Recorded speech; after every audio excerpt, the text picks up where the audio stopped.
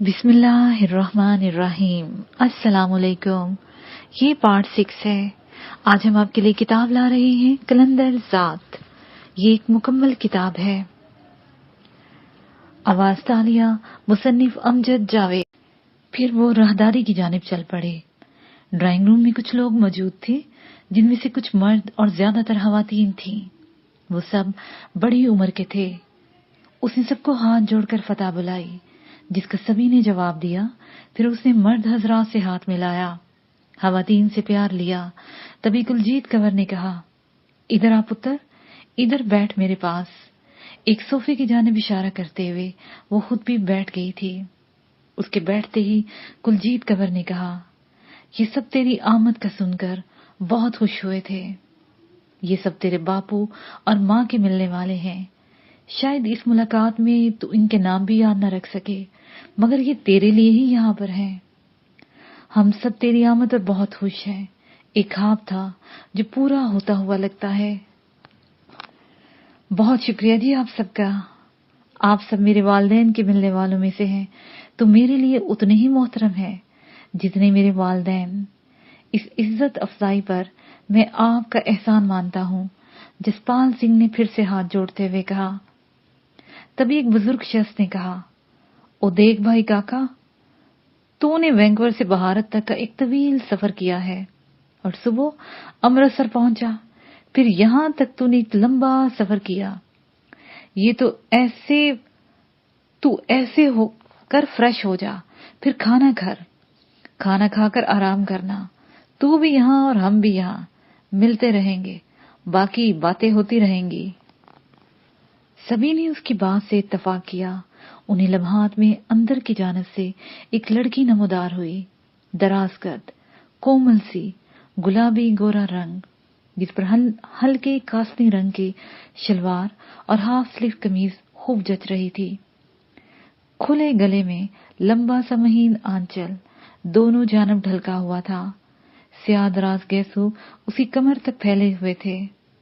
سفید نازک سا جوتا پہنے وہ بڑے انداز سے چھوٹے چھوٹے قدم اٹھاتی، ہاتھ میں ٹرے پکڑے چلتی چلی آ رہی تھی۔ جسپال ایک لمحے کے لیے اسے دیکھ کر مبہوت ہو کر رہ گیا۔ کیا بھرپور حسن تھا! اگرچہ اس محجبین کے نقوش تیکھے تھے، مگر اس کے بدن کی ہر ایک حد اس طرح مناسب تھا کہ حسن خود بہت چھلک رہا تھا۔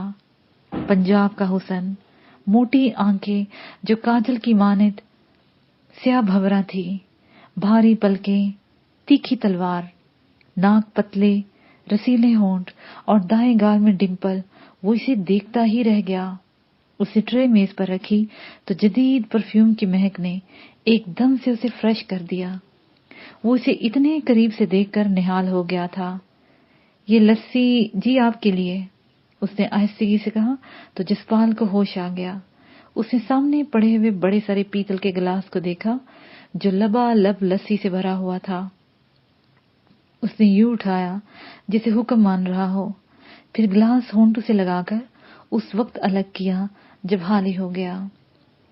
یہ ہرپریت کنور ہے، اپنے انوجیت سے کچھ ہی سال چھوٹی، کلجیت کنور نے تعارف کرایا۔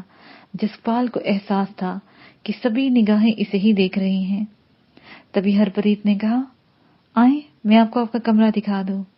چلو، جسپال سنگھ نے اٹھتے ہوئے کہا۔ وہ آگے آگے چلی جا رہی تھی اور جسپال کے ذہن میں نہ جانے کیوں صحرا میں پھرنے والی ہرنی کا تصور ابھر رہا تھا۔ چنچل سی ہرپریت کنور اس کے من میں ایک دم سے سما گئی تھی۔ وہ سیڑھیاں چڑھ کر دوسری منزل تک گئے اور پھر ایک کمرے میں داخل ہو کر ہرپریت بولی، لو بھئی جسی سنگھ جی، یہ ہے آپ کا کمرہ، فی الحال فریش ہو جائیں، ضرورت کی ہر چیز یہاں موجود ہے۔ پھر بھی اگر ضرورت محسوس ہو تو بہت سارے نوکر ہیں، یہاں پر آواز دے لیں۔ تمہیں آواز دے لوں؟ تم ان کی ہیڈ ہو؟ جسپال سنگھ نے شرارت سے کہا۔ او، ہمیں تو اپنا نوکر ہی سمجھ لیں تو بڑی بات ہے جی، آپ آواز دے کر تو دیکھیں جی۔ ہرپریت نے ہونٹوں پر مسکراہٹ لاتے ہوئے کہا تو جسپال ایک دم سے ٹھٹک گیا۔ ہرپریت اسے بڑی ذہین اور متحمل مزاج لگی تھی۔ اسے لگا کہ شاید اسے یہ مذاق نہیں کرنا چاہیے تھا، तब वो बोला, सॉरी हरप्रीत, मैं तो मजाक में। ओ ना जस्सी जी, आपका मजाक भी हमें अच्छा लगता है। आप फ्रेश हो जाएं, बातों के लिए बड़ा वक्त है जी।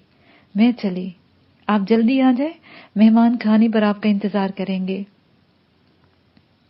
ये कहकर वो मजीद कोई बात सुने कमरे से निकलती चली गई, जबकि जसपाल काफी देर तक उसकी सादगी पर, उसके बात करने के अंदाज में, मासूमियत और उसके हुस्न में खोया रहा। खाने के एहतमाम कोठी के बायलान में किया गया था, जो काफी बड़ा था। उसके साथ एक सीधा रास्ता जाता था, जिसके एक जानब स्विमिंग पूल और दूसरी जानब लॉन टेनिस कोर्ट था। आगे फिर एक लॉन और उसके बाद मुलाजमीन के कमरे थे, जिसे एक दीवार के साथ अलग किया गया था। खाने पर ज्यादा गुफ्तगू नहीं हुई थी, बस इसके सफर और वैंकूवर के बारे में बातें होती रहीं। हर बंदे ने अपना तारुफ कराया और अपने यहाँ आने की बसिद शौक दावत दी।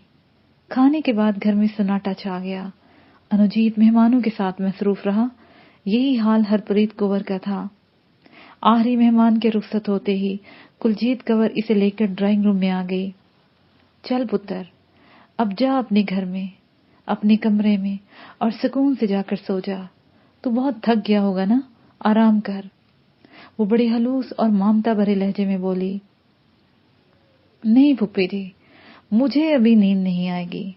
हम अभी कुछ देर बैठते हैं, बातें करते हैं, उसने कुलजीत कंवर के चेहरे पर देखते हुए कहा। इतने में हरप्रीत और अनुजीत दोनों वहीं आ गए। शायद उन्होंने जसपाल की बात सुन ली थी, इसलिए हरप्रीत बोली, चले बैठे, मैं आपके लिए चाय बना कर लाती हूँ। अभी तो इतने मुलाजिम थे यहाँ, जसपाल ने बेसाख्ता कहा।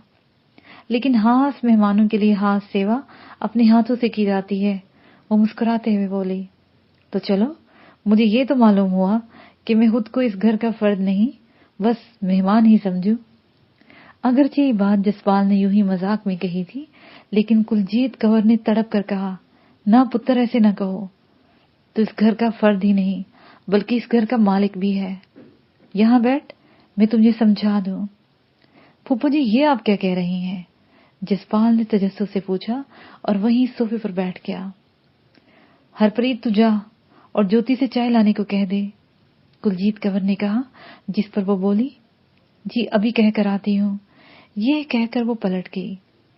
कुलजीत कंवर चंद लम्हे जसपाल के चेहरे पर और फिर अनुजीत की तरफ देखकर बोली, ये तकरीबन तेरा हम उम्र है, कोई चंद माह ज्यादा होगी। तेरी फुप्पो सुखजीत कंवर और मैं दोनों एक ही आंगन में खेला करते थे। कभी वो हमारे घर होती या मैं इसके घर। सारा दिन यूं ही गुजर जाता। फिर एक दिन मेरे बापू ने हम दोनों को पकड़ा और उस पिंड ओगी के स्कूल में छोड़ दिया, जहां और बहुत सारे बच्चे पढ़ते थे। वक्त गुजरता गया, हमने जवानी में कदम रखा।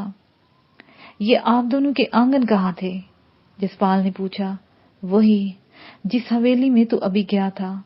ये पहले कच्चा घर होता था, तेरे दादा के जमाने में, और उसके साथ वाला घर हमारा था। फिर मेरे बापू ने गांव से बाहर नया घर बनवाया, तो हमने वो घर तेरे दादा को दे दिया था, ताकि गांव में खुली और अच्छी हवेली बन जाए, कुलजीत ने बताया। अच्छा, तो फिर? जसपाल ने पूछा। फिर? वो कहते कहते रुक गई, जैसे हौसला जमा कर रही हो। चंद लम्हे यूं ही खामोश रहने के बाद बोली, सुन पुत्र, वो बातें भी सुन ले जो तू नहीं जानता। हाँ फुप्पो, तू आज ही बता दे मुझे, वो तेजी से बोला। वो बड़ा काला दिन था जब हम दोनों, मैं और सुखजीत, खेतों की तरफ वापस आ रही थी। उस दिन सरपंच का बेटा रविंदर सिंह अपनी कार पर शहर की तरफ जा रहा था। वो बहुत अरसे से चंडीगढ़ में रह रहा था, वहीं पढ़ता था, छुट्टियों में ही यहाँ आता था। उसे हमें देकर अपनी कार रोक ली। हमारे तो ज़हन में भी नहीं था कि ये कार हमारे लिए रुक सकती है। जैसे ही हम करीब गए, वो अपनी कार से बाहर निकल आया और बड़े बुरे अंदाज में सुखजीत को देखने लगा। हम चुपचाप वहां से गुजर जाना चाहते थे कि उसने सुखजीत का बाजू पकड़ लिया और साथ ही उसने कोई फजूल बात की जिसे सुखजीत बर्दाश्त नहीं कर सकी। उसे घुमा के थप्पड़ उसके मुंह पे दे मारा। शायद उसके जहन में भी नहीं था कि सरपंच के बेटे को ऐसे रद्देमल का सामना भी हो सकता है। वो गुस्से में पागल हो गया। उसने दस्तराजी करना चाहिए, लेकिन सुखजीत उसके काबू कहाँ आने वाली थी। और फिर मैं उसके साथ थी। हमारे शोर मचाने और मजामत करने की वजह से इर्द गिर्द के करीब खेतों में काम करने वाले लोग हमारी जानिब दौड़े, लेकिन तब तक रविंदर वहां से कार में बैठकर चला गया। शायद मामला वही रफा दफा हो जाता अगर दो बातें न होती। कौन सी? जसपाल ने तेजी से पूछा। इस दौरान हरप्रीत वहां आकर अनुजीत के साथ बैठ चुकी थी। एक तो इर्द गिर्द लोगों को मालूम हो गया था, और दूसरा बाजू के करीब से सुखजीत कुंवर के कपड़े फट गए थे। लाजमी तौर पर घर में पूछगछ तो होनी थी कि ये क्या हुआ।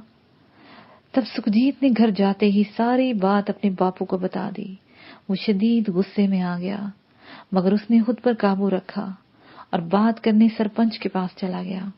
अब भाई को भी मालूम हो गया था, लेकिन बापू इन्हें रोक कर गया था कि मेरे आने तक कोई कुछ न करे। फिर दोपहर ढल गई, बापू वापस न आया तो भाइयों को उसकी फिक्र हुई। तेरा बाप कुलविंदर सिंह उसका पता करने के लिए घर से निकला, मगर जल्द ही दोनों बाप बेटा वापस आते दिखाई दिए। कुलजीत कंवर सांस लेने के लिए रुकी तो जसपाल मुस्तरिब होकर रह गया। तभी वो फिर बोली, सरपंच ने बापू की बात मानने की बजाय उसे बेइज्जत कर दिया था कि तू मेरे पुत्र पर इल्जाम लगाता है। शाम तक पूरे गांव में ये बात फैल गई। कुछ लोगों ने सरपंच को बता भी दिया कि रविंदर ने गलत किया है, मगर उसने अपने पुत्र को बुरा नहीं कहा, बल्कि ये कह दिया कि सुखजीत ही गलत थी, जिसने हाँ इल्जाम लगा दिया। सुखजीत के भाइयों ने कुछ नहीं किया। जसपाल ने हैरत से पूछा, नहीं पुत्र, वो तो चाह रहे थे कि अब्बी के अब्बी जाएं और रविंदर समेत सरपंच को भी मार दें, लेकिन बापू ने अक्लमंदी की और उन्हें अंदर बैठकर समझाया। वो खामोश हो गए। ये कहते हुए वो सांस लेने के लिए रुकी। वो क्यों खामोश हो गए फूफो? वो तड़प उठा। उस दौरान ज्योति चाय लेकर आ गई थी। बता रही हूँ पुत्र, ये कहते हुए उसने ज्योति की जानिब देखकर कहा, तुम जाओ और जल्दी से काम समेट लो, चाय हरप्रीत बना लेगी। जी ठीक है, जी ठीक है, ज्योति ने अदब से कहा और उल्टे कदमों वापस पलट गई। जसपाल समझ गया कि वो इसके सामने बात नहीं करना चाह रही थी। बापू अगले दिन ही सुबह 7 वाले गांव में चला गया ताकि सुखजीत की जहां मंगनी हुई थी उन्हें कह दे कि वो सुखजीत को ब्याह कर ले जाएं। उनका लड़का जालिंदर में सरकारी नौकरी करता था। उन्होंने चंद दिन में ही सुखजीत को ब्याहा और वो अपने घर की हो गई। अब सारे भाई इंतजार करने लगे कि कब रविंदर गांव में आता है। सुखजीत से दस्तराजी करने के ठीक 2 माह बाद रविंदर गांव आया तो सारे भाइयों ने मिलकर रविंदर को पकड़ लिया, मुझे भी साथ लिया और उस जगह चले गए जहां रविंदर ने दस्तराजी की कोशिश की थी। वहां ले जाकर उन्होंने रविंदर को इतना मारा कि उसके जिस्म की हड्डियां टूट गईं। दोनों हाथ तोड़ दिए, फिर उसे ले जाकर गांव के चौराहे पर फेंक दिया। सरपंच ने कोई रद्दे अमल? उसने पूछते ही अपने सामने बड़ा सा पड़ा हुआ चाय का मग उठा लिया। उसने अपने बंदे भेजने की बजाय पुलिस भेज दी थी, मगर इससे पहले कि तेरा बापू कुलविंदर सिंह थाने चला गया। उसने वहां जाकर ये कबूल किया कि रविंदर को इसने मारा है। सरपंच ने अपनी असर और रसूख की वजह से पुलिस भेजी, लेकिन वो किसी को पकड़े बगैर वापस चली गई। तेरे दादा ने तो सब कुछ पहले ही सोचा हुआ था। एक दिन बाद तेरे बापू की जमानत हो गई, वो घर आ गया। अब अदालत में मुकदमा ही चलना था। दूसरी तरफ दादा ने सरपंच को धमकी लगा दी थी कि अब उसकी बारी है, उसे यूं ही मारना है और गांव के चौराहे में अपाहज करके फेंकना है। बात बढ़ गई, गांव का गांव दादाजी की तरफ हो गया। यहां तक कि सरपंच को मुकदमा वापस लेकर माफी मांगना पड़ी और मामला वाकई दब गया था। मामला वक्ती तौर पर दब गया। बहरहाल रविंदर को अपाहिजों की तरह बनाकर उन्होंने अपना बदला ले लिया था। फिर क्या हुआ? उसने पूछा। तकरीबन 1 साल तक कोई बात नहीं हुई और सन 84 की बैसाखी आ गई। मेरी शादी भी हो गई थी और मैं इसी गांव में रह रही थी। तेरे बापू की शादी भी हो चुकी थी और तू पैदा हो चुका था। इस बरस तेरा बाप दरबार साहब तेरी मन्नत उतारने गया था और फिर लौट कर वापस नहीं आया। इंदिरा हुकूमत ने बहुत बड़ा जुल्म कर दिया था। तेरे सारे घर वाले तेरे बाप की तलाश में गए थे। कुछ समझ नहीं आ रहा था कि क्या किया जाए। सिख नौजवानों को पकड़ पकड़ कर मारा जा रहा था। कोई इस डर से भी बाहर नहीं निकलता था कि पता नहीं वापसी होगी भी या नहीं। यहाँ तक कि इंदिरा गांधी का कत्ल हो गया। फिर जो सिखों पर भारी आई वो याद करके ही रोंगटे खड़े हो जाते हैं। क्या भारी पड़ी? उसने तजस्सुस से पूछा। हम सुन रहे थे कि घर घर तलाशियां ली जा रही हैं, लोगों की पकड़ धकड़ हो रही है। इन दिनों में अचानक एक रात इस गांव को भी फौज ने घेर लिया। मुझे उस वक्त यकीन हुआ जब वो हमारे घर में दाखिल हुए और अनुजीत के बापू को पकड़ कर ले गए। उस वक्त अनुजीत इस दुनिया में आने वाला था। मेरी हालत इतनी ठीक नहीं थी, मगर मैं हिम्मत करके बाहर निकली ताकि अपने बापू को बता दूं। वहां जाकर पता चला कि मेरे बापू और भाइयों समेत सबको पकड़ कर ले गए हैं। फिर मैं तुम लोग के घर की तरफ गई ताकि तेरे दादा से मदद लूं, मगर वहां भी सारे घर के मर्दों को पकड़ कर ले गए थे। तेरी माँ, चाची, ताइयां रो रही थी। अचानक गांव के बाहर से फायरिंग की आवाजें आने लगी। हम तड़प उठी कि न जाने क्या हो गया है। तेरी माँ और ताई तैयार होगी कि जाकर मालूम करती हैं। उसने तुझे मेरी गोद में दिया और वो दोनों पता करने चल पड़ी। हम तीनों अभी दलान पार करके बाहर वाले फाटक से निकली ही थी कि सामने से एक झत्ता आता हुआ दिखाई दिया। हम फौरी तौर पर तो न समझ सकी, लेकिन वो तेरे बाप और दादा को गलीज गालियां निकाल रहे थे। उसी वक्त न जाने क्यों मुझे अंदाजा हो गया कि ये हवेली पर हमलावर होंगे। मैं तुझे लेकर सामने वाले घर में घुस गई। तेरी माँ और ताई वापस पलटकर फाटक बंद करने लगी थी, लेकिन ना कर सकी। फायरिंग हुई और वो दोनों वही ढेर हो गई। फिर मैं देख तो कुछ ना सकी, लेकिन हवेली से फायरिंग की आवाजें चीहो पुकारो बढ़ती रही। फिर हवेली को आग लगा दी गई। मर्दों के अलावा औरतें और बच्चे अंदर थे। सबको जला दिया गया। हवेली को आग लगी, सबने देखी, लेकिन किसी ने आग बुझाने की हिम्मत नहीं की। मैं परेशान थी, तू बिलख रहा था। मैं वापस घर चली गई। मैं तुम्हें अपनी गोद में समेट कर वह गुरु को याद करती रही और उसी से मदद मांगती रही। फिर क्या हुआ? जसपाल ने होले से पूछा। होना क्या था? गांव से जितने भी मर्द पकड़ कर वो ले गए थे, उन्हें गांव से बाहर सड़क पर ले जाकर गोली मार दी थी। उन पर दहशतगर्द होने का शक था। इसमें अनुजीत के बापू भी। कुलजीत कंवर कहते कहते रुक गई। फिर काफी देर तक उनसे बोला नहीं गया। सॉरी फुप्पो, जसपाल ने मग मेज पर रखते हुए कहा। इस दौरान कुलजीत कंवर ने खुद पर काबू पा लिया था, इसलिए खुद को संभाल कर बोली। वो रात क़यामत की रात थी। मेरे घर के सहन में मेरे शौहर की लाश रखी हुई थी। मेरी गोद में अनजाना बच्चा और खुद में। मेरी माँ के घर मेरे बापू और भाइयों की लाशें। हवेली जलकर धुआं दे रही थी। वहां सब खत्म हो चुके थे। गांव के कई घरों में यही क़यामत टूटी थी। कौन किसको संभालता? सुबह हुई तो गांव के लोग आना शुरू हो गए। मुझे याद रहा तो बस सुखजीत कंवर का चेहरा। वो आई तो उसने सब कुछ संभाल लिया। उसका शौहर बहुत समझदार बंदा था। उसने सबकी आरी रसूमात अदा की और तुझे लेकर अपने गांव चले गए। उस वक्त कुलजीत कंवर यूं हो गई जैसे अब उससे बोलना बहुत मुश्किल हो जाएगा। उसकी आंखें भीग गई थी। तभी अनुजीत बोला, बेबे आगे बताओ ना। अब जसपाल के सारे सवालों का जवाब दो। बताती हूँ पुत्र। उसने यूं कहा जैसे अपने अंदर की सारी हिम्मतें जमा कर रही हो। फिर सुखजीत कंवर अपने शौहर के साथ चंद दिन बाद आई। उसने मुझे बताया कि वो कनाडा जा रहे हैं और फिर मेरा उनसे बहुत अरसे तक राब्ता न हुआ। लेकिन सुखजीत कंवर के ससुर ने मेरी बड़ी देखभाल की। उसने मुझे अपनी बेटी बना लिया। मैं रही तो यही ओगी पिंड में, लेकिन मेरा ख्याल हमेशा वही करते रहे। फिर फुफ्फो सुखजीत कंवर से आपका राब्ता कब हुआ? जसपाल ने बहुत सोचकर सवाल किया। कोई 3-4 साल बाद। वो खुद तो यहाँ नहीं आना चाहती थी, लेकिन अपनी सारी जमीन और जायदाद मेरे नाम करना चाहती थी। हमारे दरमियान ये तकरार साल भर चलती रही। मैंने उसका जो कुछ था यहाँ पहले ही संभाला हुआ था। उसमें सुखजीत के ससुर ने मेरी बहुत मदद की। चंद साल पहले उनका देहांत हो गया है। कुलजीत कंवर काफी हद तक संभल गई थी,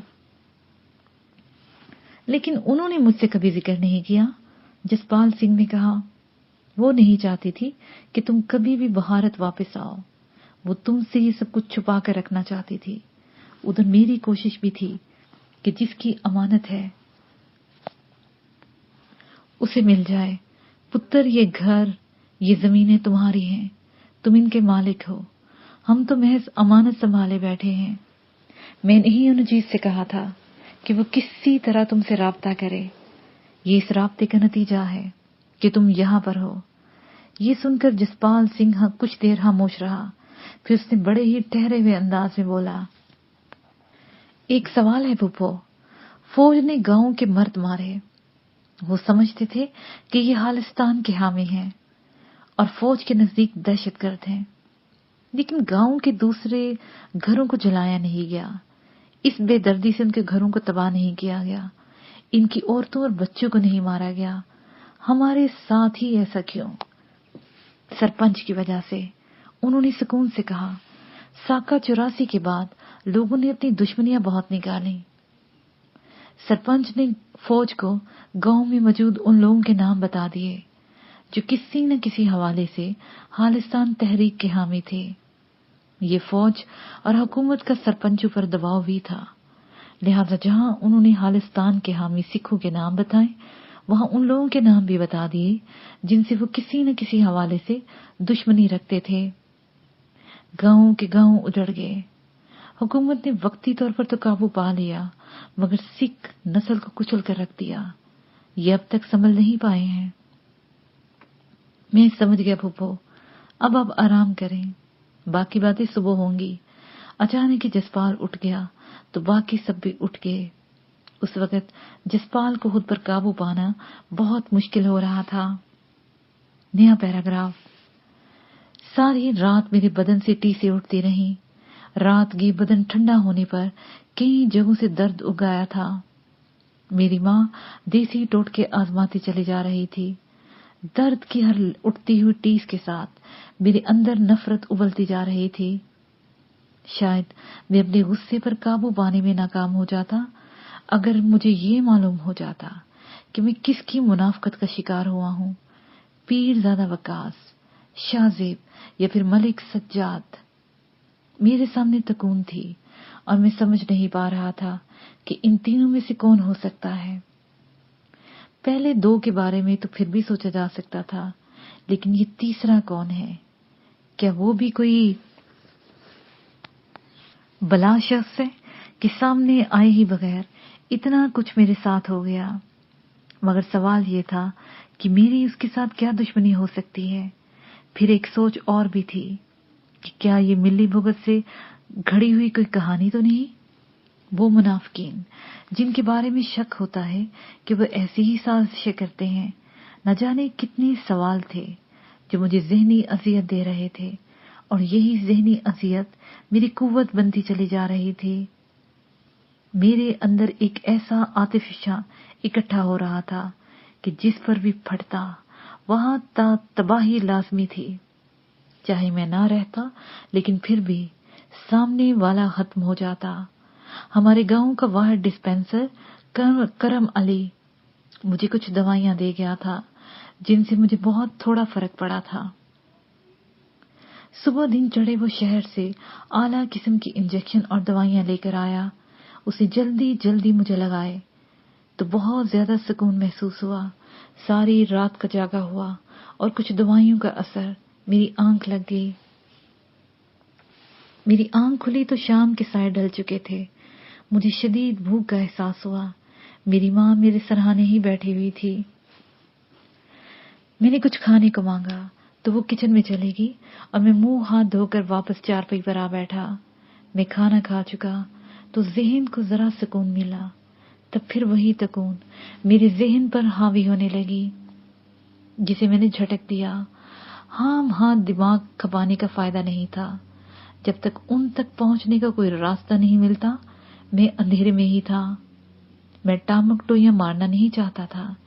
انہی لمحات میں سونی چھم سے میرے خیالوں میں اتر آئی. اس کے چہرے کے نقوش، بولتی ہوئی آنکھیں، لفظوں کو مٹھاس بخش دینے والے رسیلے ہونٹ اور جذبات کو گدگدانے والا تراشیدہ بدن میری نگاہوں میں گم گیا. وہ چند دن مزید یہاں رہنا چاہتی تھی، مگر کیوں؟ یہ احساس جسم میں ایک لذت آگہی لہر دوڑا دینے کے لیے ہی کافی تھا. میں سونی کے خیالوں میں گم تھا کہ کسی کے آنے کی آہٹ پر میں نے دیکھا دروازے کی چوکھٹ میں اشفاق عرف چھاکا کھڑا تھا. وہ میری جانب عجیب سی نگاہوں سے دیکھ رہا تھا. اوئے آ چھاکے، ادھر کیوں کھڑا ہے؟ ادھر آ بیٹھ. میں نے اس کی طرف دیکھ کر مسکراتے ہوئے کہا. وہ خاموشی سے میرے پاس بیڈ پر آ کے بیٹھ گیا. وہ یک ٹک میری طرف دیکھے چلا جا رہا تھا. تب میں نے پوچھا، ایسے کیا دیکھ رہا ہے؟ میں یہ دیکھ رہا ہوں جمال کہ تم کن چکروں میں پڑ گیا ہے. زندگی میں پہلی بار پولیس تیرے گھر پر آئی اور تجھے پکڑ کر لے گئی. یہ کیسا اتفاق ہے؟ اس دن تو نے بندے زخمی کر کے بھگائے، وہ سونی تیرے گھر میں تھی. اتنا سب کچھ ایک ہی دن میں ہو گیا. یہ کیا ہے سب؟ یار تیرے سامنے ہی ہے سب کچھ. میں نے عام سے لہجے میں کہا تو وہ بڑے گمبھیر لہجے میں بولا، نہیں، میں مانتا ہی نہیں. کوئی ایسا چکر ہے جسے تو ہمیں بتانا ہی نہیں چاہتا. اب تو اتنا غصہ ہو گیا ہے کہ دوستوں کو بھی نظر انداز کر دیا. وہ ایک ہی سانس میں گلے شکوے کر گیا تو مجھے بڑا عجیب سا لگا. یہ چھاکا تو ایسا نہیں تھا، یہ مجھ سے کیوں بدظن ہو رہا ہے؟ میں نے چند لمحے اس کے چہرے کو دیکھا اور پھر مسکراتے ہوئے بولا، اوئے نہیں اوئے چھاکے، تجھے بتائے بغیر تو میں کچھ بھی نہیں کرتا. یقین جانو مجھے خود سمجھ نہیں آ رہی کہ یہ سب کیا ہو رہا ہے. نہیں سمجھ آتی تو کسی سیانے بندے سے بات کر لیتے ہیں، کسی دیوار سے ہی مشورہ کر لیتے ہیں، کوئی نہ کوئی عقل کی بات آ جاتی ہے دماغ میں. اس نے آہستگی سے کہا تو میں ہنستے ہوئے بولا، اب تجھ سے زیادہ سیانا بندہ دوسرا کون ہے میری جان؟ لیکن کیا کروں، بات کرنے کا وقت ہی نہیں دیا ظالموں نے. میں تو اتنا جانتا ہوں جمالے، بچپن سے لے کے اب تک پہلی بار تو نے مجھ سے ہٹ کر مجھے بتائے بغیر کچھ کیا ہے اور تو اس حال کا پہنچ گیا ہے. میں کچھ نہ کچھ تو کرتا نا تیرے لیے. اسے چند لفظوں میں مجھے میری اوقات میرے سامنے رکھ دی. بچپن سے لے کے اب تک نہ جانے کتنے واقعات چشمے زدن میں میری نگاہوں میں گھوم گئے. جب چھاکے نے میرے لیے اپنی جان کی بازی تک لگا دی تھی میں چند لمحے خاموش رہا، پھر آہستہ آہستہ احتسار کے ساتھ اسے ساری بات بتا دی. اب بتا میں تجھے کس وقت یہ ساری باتیں بتاتا. تیری سب سے بڑی غلطی یہ ہے کہ تو شاہزیب کی دعوت پر کسی کو بتائے بغیر اکیلا گیا. کیا تو نہیں جانتا کہ اس نے پہلی بار میلے میں لڑائی ہوئی ہے؟ مطلب شاہزیب کے دماغ میں کچھ تھا، اس کے دماغ میں پہلے سے کچھ تھا، اسی لیے تو وہ اپنا لشکر تیار کر کے وہاں گیا. مجھے بھی دعوت دی گئی تھی، میں تو ان کے ساتھ نہیں گیا. مجھے ضرورت ہی نہیں ان کی چاکری کرنے کی. میں حیران ہوں تو نے کس مقصد کے لیے اس کی دعوت قبول کی. چھاکے کے لہجے میں دبا دبا غصہ تھا، اس کی حیرت بجا تھی. میرا شاہزیب کی دعوت قبول کرنے میں میرا اپنا مقصد تھا، مگر میری مجبوری یہ تھی मैं अपना मकसद छाके ही को क्या, अपने साय को भी नहीं बता सकता था। मेरी मकसद की कामयाबी उसे राज ही रखने में से थी। यही मेरी कुव्वत थी और यही मुझे बनाने, संवारने और मेरी तरबियत करने वाली अनदेखी ताकत थी। बस यूं ही यार, उसने मुझसे कहा और मैंने हाँ कर दी। फिर मैं चला गया। अब देखो, अगले ही दिन उनका मकसद सामने आ गया। मैंने छाके को मुतमईन करने की कोशिश की। यार, जिस तरह पुलिस वालों के बारे में मशहूर है ना कि उनकी दोस्ती भी बुरी और उनकी दुश्मनी भी बुरी, इसी तरह इन जागीरदारों, वडेरों और सियासतदानों की दोस्ती दुश्मनी दोनों ही बुरी हैं। ये इंसान खा जाते हैं। वोटों की सियासत करते करते ये इंसानों की किस्मत से खेलने लगते हैं। क्या तुझे नहीं पता? उसने काफी हद तक जज्बाती होते हुए कहा। तब मैंने उसे थोड़ा ठंडा करने के लिए कहा, चल यार, गलती होगी, माफ कर दे। अब बता बाकी किधर हैं? आए नहीं? मैंने उससे दोस्तों के बारे में पूछा। अब नहीं आएंगे वो, अभी कुछ देर पहले ही अपने अपने घरों को गए हैं। तब सभी बारी बारी कई चक्कर तेरे घर के लगा चुके हैं, उसने कहा और फिर तकिया अपनी रानों में दबाकर बोला, जमाल, गौर किया है तूने वो जीप लेकर आने वाले बंदे कौन थे? इसके साथ ही ये पार्ट अपने इख्तिताम को पहुंचा।